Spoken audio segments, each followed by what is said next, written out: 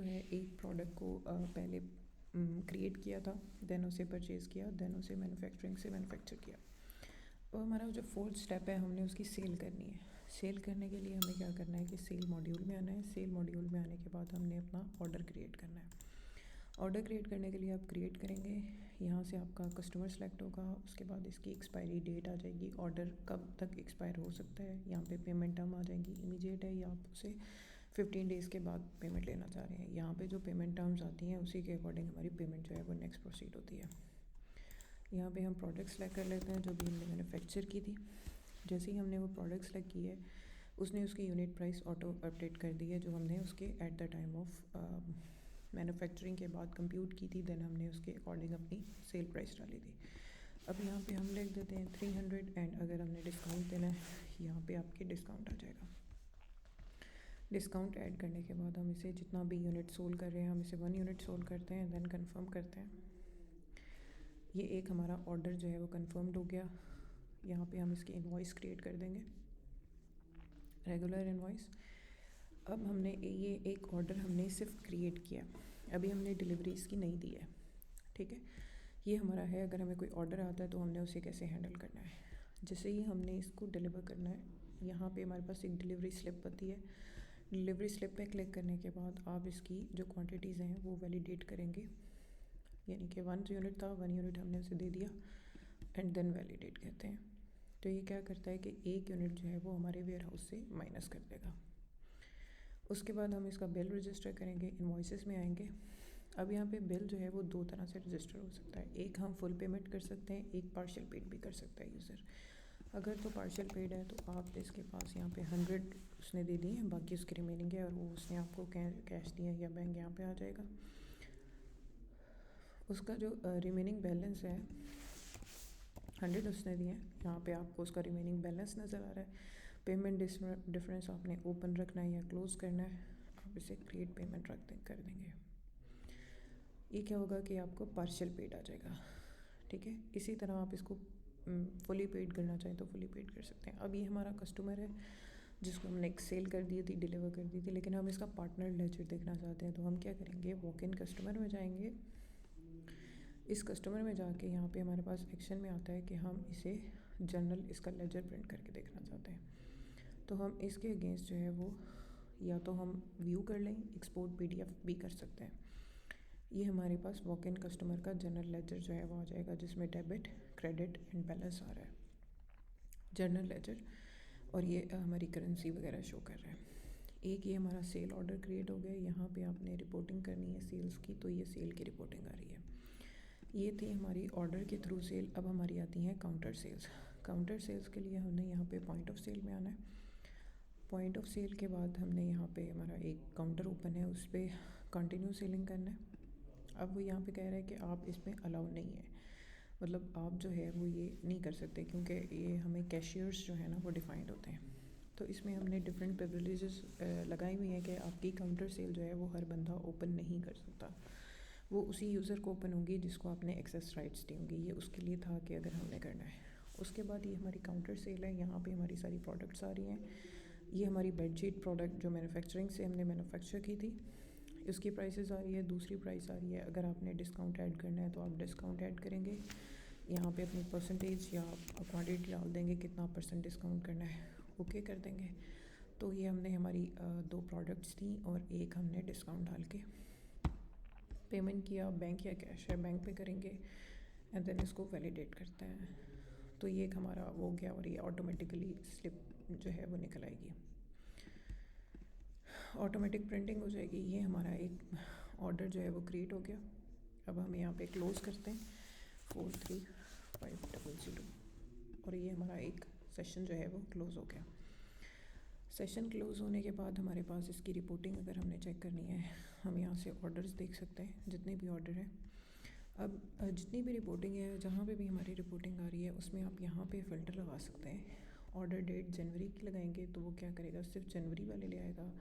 दिसंबर की लगा देंगे तो दिसंबर के लिए आएगा, ठीक है। दिसंबर में कोई ऑर्डर नहीं था तो नहीं आ रहा। अब आप क्या कर सकते हैं, आप यहाँ से जो भी आपने बाय डिफ़ॉल्ट सर्च किया उसको आप फ़िल्टर करके अपने पास हमेशा के लिए सेव भी कर सकते हैं, यानी कि 1 टाइम आपने सर्च किया देन आपने उसको सेव कर लिया। ये आपके पास इस तरह के ऑर्डर्स का व्यू है। आप इस तरह भी देख सकते हैं, इस तरह भी देख सकते हैं। अब ग्रुप बाय आप यहाँ पे कर लें कस्टमर, तो ये वॉक इन कस्टमर है और जो आपके दूसरे कस्टमर है वो यहाँ पे आ जाएंगे। उसके बाद हमने सेल इसमें प्रोसेस किया था। सबसे पहले इन्वेंट्री क्रिएट की थी, देन हमने इन्वेंट्री परचेज़ की थी, फिर मैन्युफैक्चर की थी, फिर हमने ऑर्डर को सेल किया था, फिर हमने काउंटर सेल्स की थी। अब लास्ट हमारे पास आती है इसकी अकाउंटिंग। अब यहाँ पे जो भी हमने एंट्रीज़ की थी वो आप यहाँ से देख सकते हैं, accounting and then general entries. जितनी भी एंट्रीज़ हुई थी और जिस यूज़र ने की थी, ये आपको दिखा रहा है कि आपकी 19 को 1/24 को बेडशीट जो है वो POS के थ्रू सेल हुई थी, यानी कि पॉइंट ऑफ थ्रू सेल के थ्रू। यहाँ पे वो दिखा रहा है कि आपकी एक बेडशीट सेल हुई थी जो सेल ऑर्डर के थ्रू सेल हुई थी। इस तरह आपका टोटल जो है वो इन एंड आउट के सारे यहाँ पे जितनी भी एंट्रीज पोस्टेड हैं वो आ रही हैं। अब आपके जो सेल्स की अगर आपने जर्नल्स देखने हैं तो वो यहाँ पे आ रहे हैं। ये सारे सेल के जर्नल हैं और आपके जो वेंडर की लिस्ट है वो यहाँ पे आती है और जो कस्टमर की लिस्ट है वो यहाँ पे आती है। अब हमें मतलब यहाँ पे इशू ये भी आता है कि हमने एक बंदे से 5 ऑर्डर्स लिए थे क्रेडिट बेस पे। अब मंथ के एंड पे हमने उसको कुछ पेमेंट की है। मतलब नॉर्मली हम पेमेंट या तो साथ करते हैं, लेकिन अगर क्रेडिट पे है तो हमें अब मतलब आइडिया नहीं होगा कि हमने इसे कितनी पेमेंट करनी है।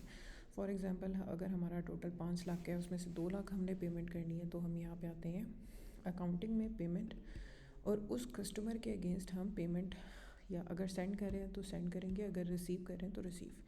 यहाँ पे हम अपना कस्टमर सेलेक्ट कर लेते हैं।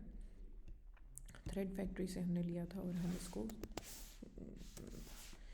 1200 रुपीज़ जो है वो पे करते हैं आज की डेट में। यहाँ अगर हमारा रेफरेंस है तो डाल देंगे, नहीं है तो यहाँ पे कर लेंगे। यहाँ पे हमने कंफर्म कर दिया। जैसे ही हमने ये चीज़ कंफर्म की ना, यहाँ पे एक ऑप्शन आता है पेमेंट मैचिंग का। अब वो क्या करेगा कि आपकी जो है मतलब पेमेंट मैचिंग पे जब आप जाते हैं ना, तो वो क्या करता है, उस कस्टमर के अगेंस्ट अगर आपका जितना भी बैलेंस होता है वो यहाँ पे आ जाता है। अब यहाँ पे आ रहा है good job, there is nothing to reconcile, all invoices and payment have been matched. मतलब उसका जो बैलेंस उसके अगेंस्ट था वो सारा का सारा क्लियर हो चुका है। ठीक है। अब जो हमने यूज़र सेलेक्ट किया था थ्रेड फैक्ट्री, हम यहाँ पे देख लेते हैं। आप उसका बैलेंस अगर चेक करेंगे तो हमारे पास नहीं आ रहा होगा। ये उसका है जहाँ से हम जर्नल उसका लेजर प्रिंट कर लेंगे। यहाँ से व्यू करते हैं और यहाँ पे हमारे पास पार्टनर एंडिंग बैलेंस जो है वो ये आ रहा है कि हमारे पास उसकी जो इनिशियल बैलेंस जो था वो इतना था, और जो उसका मतलब 1200 से 1200 हमने उसे दे दिए, मतलब जो बच गए थे। उसके बाद उसका जो बैलेंस था वो हमारा सारा क्लियर हो गया। ठीक है। यहाँ पे एंडिंग बैलेंस हमें शो हो जाता है। हम प्रिंट करना चाहें तो प्रिंट भी कर सकते हैं। ये हमारा डैशबोर्ड है। यहाँ पे हमारे नेट प्रॉफिट एंड लॉस आ रहा है। ये इनकम एक्सपेंस अनरिकॉन्साइल्ड आइटम्स आ रहे हैं, हम इसे रिकॉन्साइल कर सकते हैं यहाँ पे इस तरह। मैचिंग करने के बाद सेलेक्ट ऑल करेंगे, अनरिकॉन्साइल है, ऑटोमेटिक एंट्रीज़ पे क्लिक करके देख लेंगे कि हमारा कहाँ पे जो है वो इशू आता है।